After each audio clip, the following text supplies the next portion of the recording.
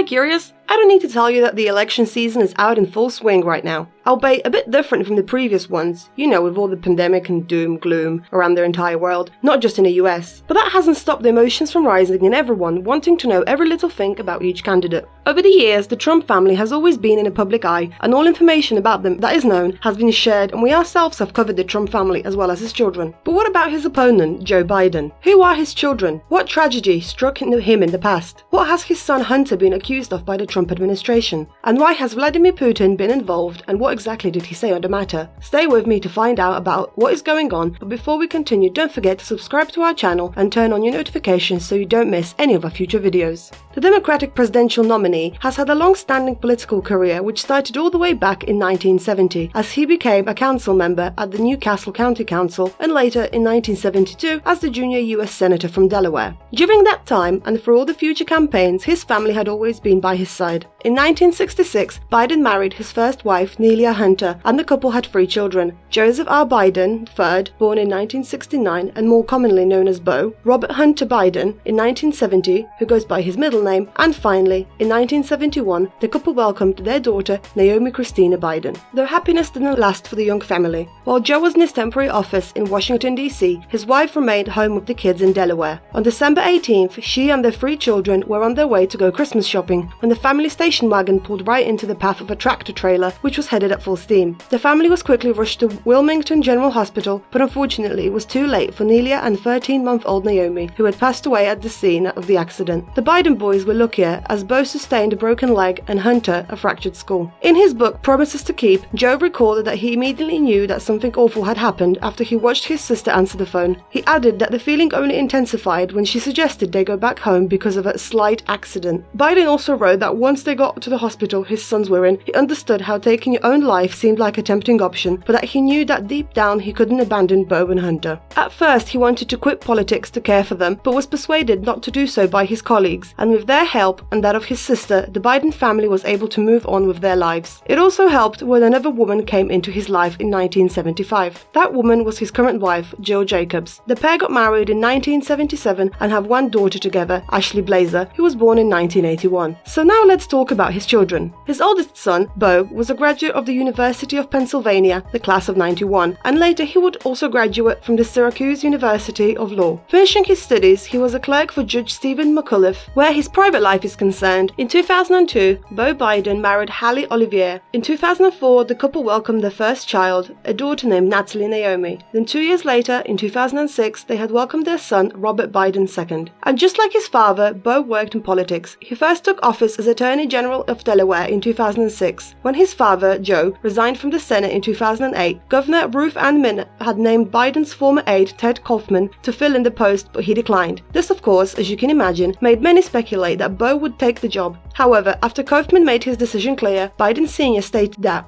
"It is no secret that I believe my son, Attorney General, would make a great United States Senator just as I believe he has been a great Attorney General. But Beau has made it clear from the moment he entered public life that any office he sought he would earn on his own. If he chooses to run for the Senate in the future, he will have to run and win on his own. He wouldn't have it any other way." His career continued moving forward, and in 2010, he was re-elected as Delaware Attorney General. Fast forward 4 years to 2014, Beau had made a decision not to seek election for a 3rd term, and in the spring of that year, he announced his decision to run for the governor of Delaware in the 2016 election. Though sadly that never came to pass, as in 2013 he was diagnosed with brain cancer. Despite undergoing treatment, on May 20th, 2015, he was admitted into hospital because of the reoccurrence of the cancer, 10 days after he passed away on May 30th, aged 46. In a 2016 interview with CNN about the loss of his son, Joe spoke about the difficult holiday season ahead of his family, but he said that they are strong and focusing on the inspiration of Beau rather than the loss of him. Speaking of his kids, he also added that to him, Beau was his soul, Hunter was his heart, and his daughter is his comfort. And speaking of daughter, let us now talk about her. Ashely Blazer Biden is the youngest of the Biden kids, and yes, we'll talk about Hunter in a moment. She is a graduate from Tulane University in New Orleans and later got a master's in social work from the University of Pennsylvania. Once her father became vice president, the media right away began to attack and scrutinize all the members of his family, trying to uncover the deepest, darkest secrets the family had, and taking this media frenzy to their advantage. A so-called friend of Ashely's, though probably not for long after that, tried to sell a video to the media for $2 million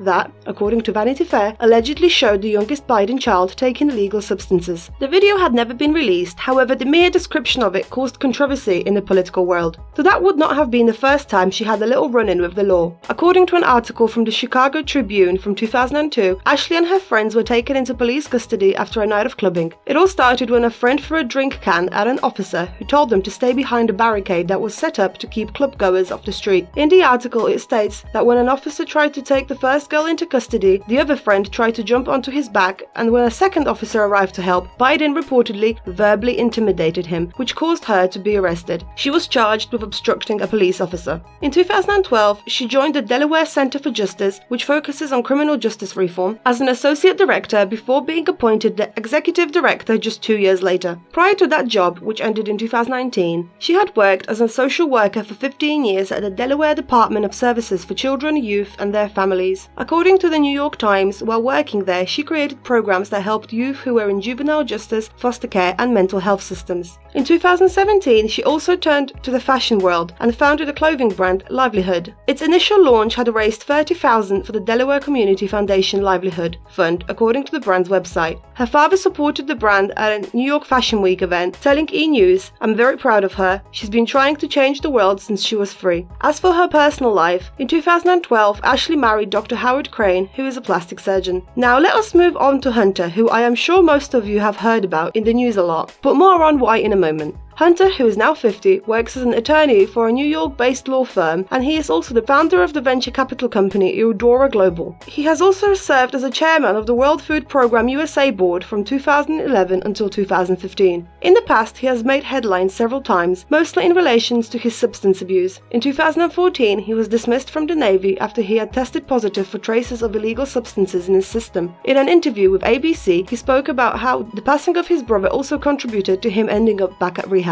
Other reasons that he has been in the news was due to his relationship problems. In 1993, Hunter married Kathleen Buffel, and the pair have 3 children, Naomi, who is named after her late aunt, Finnegan, and Rosie. However, the pair ended up divorcing in 2017. He also has another child whose identity has been kept anonymous, with a woman in Arkansas. According to the Texarkana Gazette, the paternity of the child was proven in a now-resolved court case in 2018 that determined that he was the father. But wait, there is more. Soon after they separated from his wife, Biden began dating his brother's widow, Hallie. Speaking of Page 6 in 2017, Joe Biden said that they are lucky the two of them found each other and that they are putting their lives together after such sadness. However, the couple broke up in 2019, and a source close to them told Page 6 that it was a private matter and it is still unclear why they separated. Though that being said, it is worth noting that a month after they split, he married a South African filmmaker, Melissa Cohen, and the couple has a son together, though nothing more is known about him. Now, this is where the reason for Hunter being in the news so much comes in. Recently, there have been disputed reports about his connections and business dealings. His ties to Burisma, a Ukrainian energy company, have caused regular attacks from President Donald Trump as well as his allies. But what exactly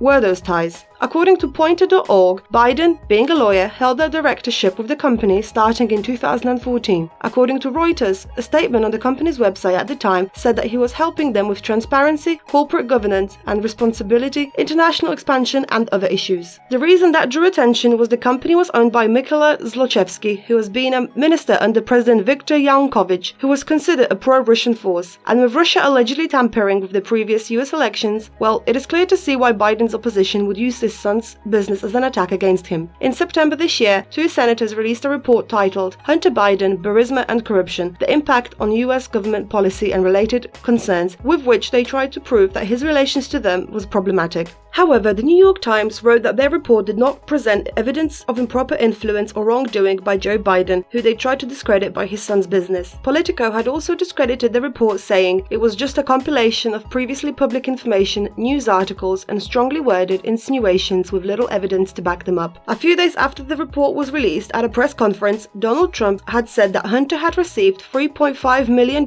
from the wife of the mayor of Moscow, as the report also claimed that he and his business partner had a financial relationship with the widow of a man who had been a mayor of Moscow until 2010. Joe Biden has strongly denied these claims, calling them false and discredited. And a few days ago, October 25th, Russian President Vladimir Putin also spoke on the issue. He said that he sees nothing criminal in Hunter's past last business ties with Ukraine or Russia. By doing so, he was responding to comments made by Trump. Previously, the Russian leader had praised Donald for saying that he wanted better ties with Moscow, though in the remarks that he had made that were broadcast on Russian state TV last Sunday, they were a little less friendly towards the American president. Speaking about this, he said, "Yes, in Ukraine he had or maybe still has a business. I don't know. It doesn't concern us. It concerns the Americans and the Ukrainians. But well, yes, he had at least one company, which he practically headed up, and judging from everything, he made good money. I don't see anything criminal about this. At least we don't know anything about this." So curious, what do you think about this? Did you know the tragedy that struck Joe Biden in the past? Do you think that Putin's remarks could swing the election in Biden's favor?